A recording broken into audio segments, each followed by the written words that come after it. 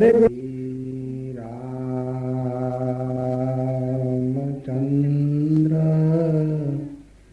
कृपालु भज मन हरण भव भय दारुणम् नवकंडलोचन कंज मुख कर कंज पद कुंजारणम् कंदर्पय गणितयमित सबिनव नील नीरज सुंदरम् पटपीतमानहु तडितरुषि शुचि नवमी जनक सुतावरम् श्रीरमुकुट कुंडल तिलक चारुयोदारयंग विभूषणम् आजानुभुज सर चापधर संग्राम जित खर दूषणम् भजुदीन बंधो दिनेश दानव दलन दुष्ट निकंदनम् रघुनाथयानंद कंद कौशल चंद दशरथ नंदनम् इति वदति तुलसीदास शंकर शेषमुनि मम हृदय कुंज करो कामादि खलदल गंजनम् ओम पूर्णमद पूर्णमिदम् पूर्णात् पूर्णमुदच्यते पूर्णस्य पूर्णमादाय पूर्णमेवावशिष्यते ओंकारबिंदु संयुक्तम् नित्यं ध्यायन्ति योगिनः कामदं मोक्षदम् चैव ओंकाराय नमो नमः। यदा यदा हि धर्मस्य ग्लानिर्भवति भारत अभ्युत्थानं धर्मस्य तदात्मानं सृजाम्यहम् परित्राणाय साधूनां विनाशाय च दुष्कृतां धर्म संस्थापनार्थाय संभवामि युगे युगे।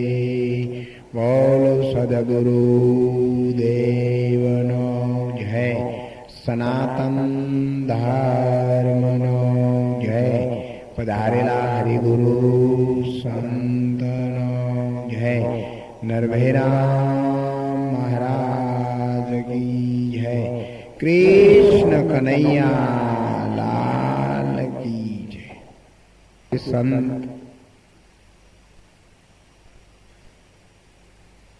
धर्म शास्त्रों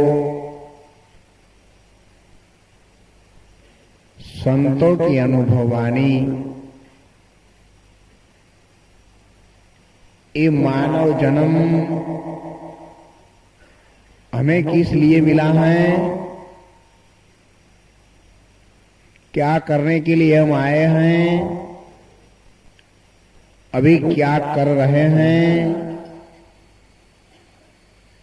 और हमारी आखिरी मंजिल कैसी रहेगी, समझाने के लिए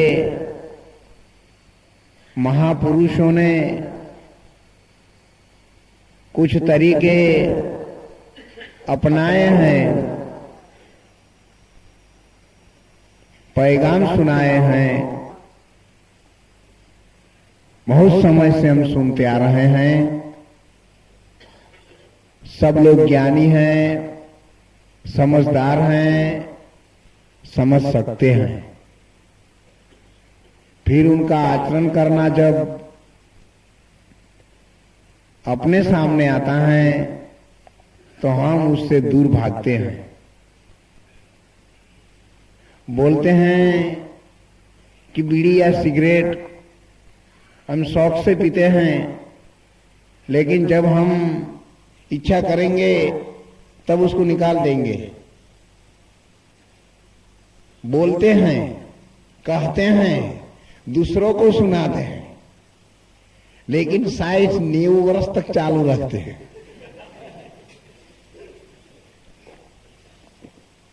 उनकी प्रक्रिया में आगे बढ़ते रहे। बोलते हैं तभी 20 सिगरेट पीते होंगे। जब जब आप आगे बढ़ते रहेंगे, बोलते रहेंगे, तब 5 पैकेट पीते रहेंगे। दारू वाले भी ऐसे बोलते हैं कि नहीं नहीं, हम राजा आदमी हैं। जब हम मन में हम धारेंगे तो उनको निकाल के फेंक देंगे। लेकिन ऐसे बोलने वालों को तो दारू ने बहुत से लोगों को फेंक दिया है, लेकिन दारू को ऐसा ही ऐसा है। बोलવું ઘણું સહેલું છે, આચરણ ઘણું કઠિન છે। कहना मीठी खांड सी, कथनी मीठी खांड सी, करना विष की लोय। केवू मीठी खांड जेवू छे अने आचरण विष मतलब के जहर जेवू छे। मानव एक वखत जन्म लीधा पछी फरीथी जन्म लेवानो नथी, एवं सदेहे घर नक्की थाय, एनु नाम मानव। जनक राजा देही हता, सताए विदेही कहवाया। राज कर्યું, संसाરમાં રહ્યા અને પરમાત્માની સાથે સમન્વય કરી અને છેલ્લી ઘડીએ સુરતા જેની પરમાત્માની સાથે મળે એનું નામ કહેવાય ભજન। એનું નામ કહેવાય સતનો સત્સંગ અને એનું નામ કહેવાય માનવ જન્મ। નહીતર પછી કોઈ માનવ, કોઈ મનખડા, कोई ढोढान, कोई ढोर, कोई दरबारों में दीपता अने घना हरिना घरना चोर। आनंदा कहे परमानंदा, मानुष मानुष में फेर। कोई लाख रुपये न मळे अने कोई टकाना तेर, जेनी कोई कीमत ज नथी। एवो अगणित मानव देह मळ्यो छे। सूरनर मुनि प्रार्थना करे छे अने आ मानव देह में किंमत कोनी करवानी छे एटलू जड़ी जाए तो आपणे परमात्मानी नजीक जई शकीशुं। देहमां पहेला कोण हतुं?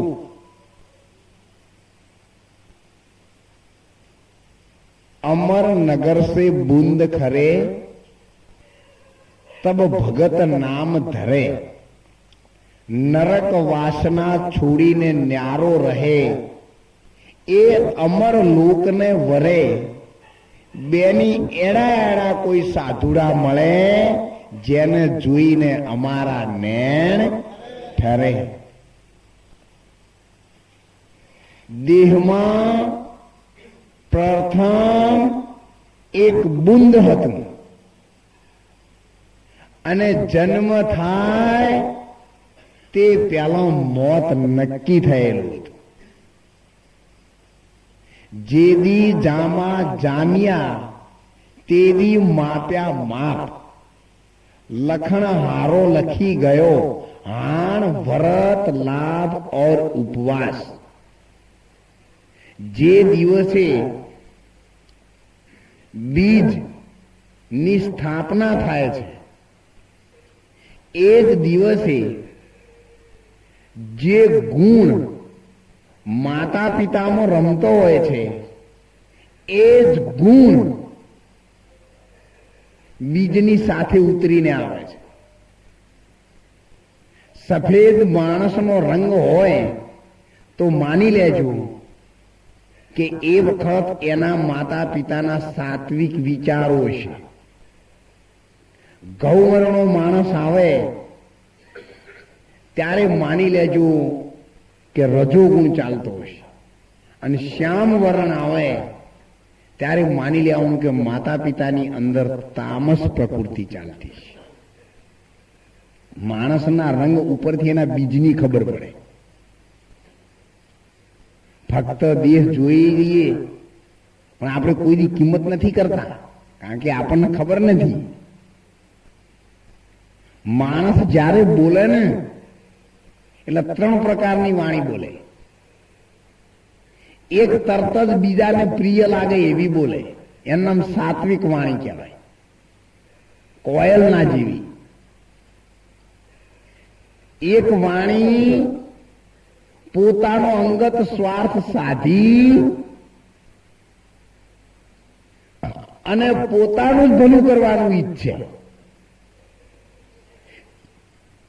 અને એક વાણી બીજાનો નાશ કરવાનું જ ગોઠવે। સત્યનારાયણની કથા કરો, એ પ્રસાદ બહુજન સમુદાયને અપાય। તમારા ઘરમાં કોઈ પ્રસાદની થાળી કરો તો તમારા છોકરાઓ માટે જ વેચો, કે બહાર નહીં વેચવાની।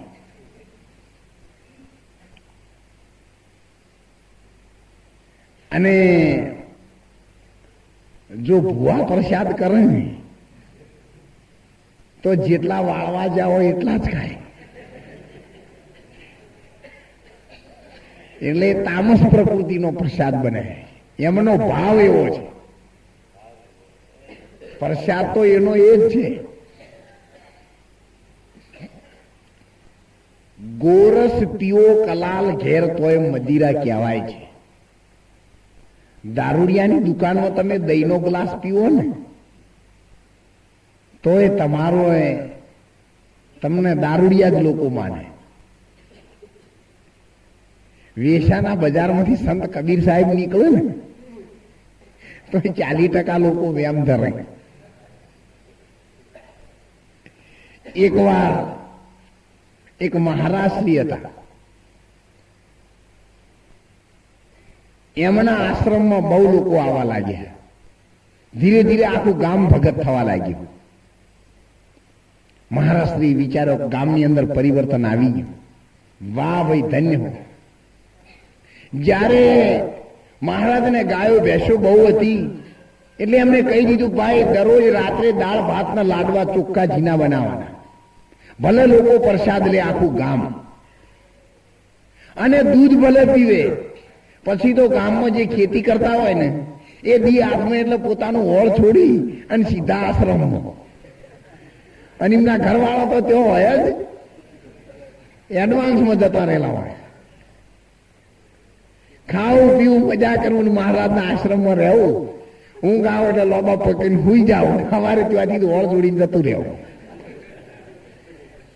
પછી તો પોતાના ઘેરે કોઈ હોળ ના છોડે, સીધા આશ્રમમાં આગળ છે। ગાયોને ઘાસ નાખવા લાયેલું હોય તો લઈને સીધા ભજન નો ખાય। આખા ગામને લહેર પડી ગયેલી।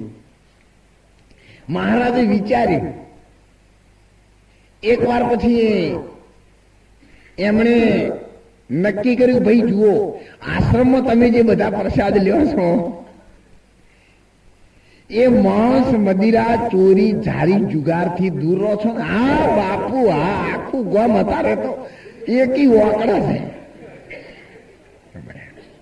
ભલે ભલે બહુ સારું, ભગવાન તમારું ખૂબ સારું કરશે. હા, તમારા બાળકોનું સારું કરશે. 1 મહિનો થયો એટલે બાપુ એક ખાટકીને જઈને કહી આયા રાત્રે, આજે તારે ભરચક સભામાં આવવાનું અને આવીને તું ઉભો રહેજે અને દૂરથી કહેજે, બાપુ દરરોજ તમારો સત્સંગ પૂરો થાય છે એટલે મારા ત્યાંથી